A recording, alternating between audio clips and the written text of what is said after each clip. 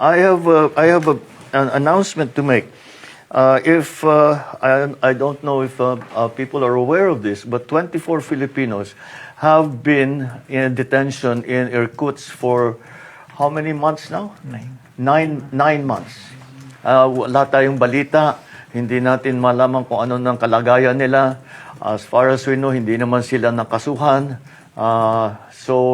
Pero wala tayong makuha masyadong information hanggang ngayon.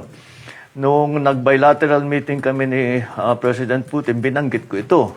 At nagulat din siya. Sabi niya, hindi ko alam yan. Pag-aaralan namin, tignan namin ang nangyayari. Nung dinner kagabi, kinausap niya ako, sabi niya, nakita na namin yung sitwasyon.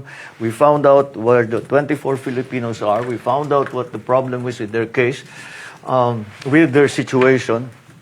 And first of all, he said, they have not been charged with any wrongdoing, but they have still been kept in detention for 9 months.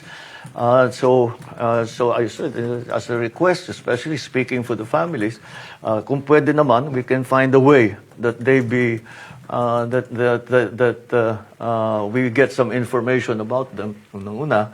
Pangalawa, na makahanap naman tayo ng resolution. Siyempre, respetado natin ang batas ng Russia, respetado natin ang kanilang pamahalaan.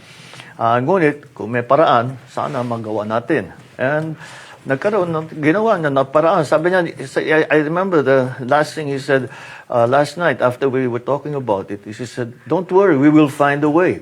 We will find a way to fix this problem. And now, the 24 Filipinos will be released. They are ready for deportation tomorrow by 5 p.m. So those 24 will be going home, back to the Philippines, and back to their families.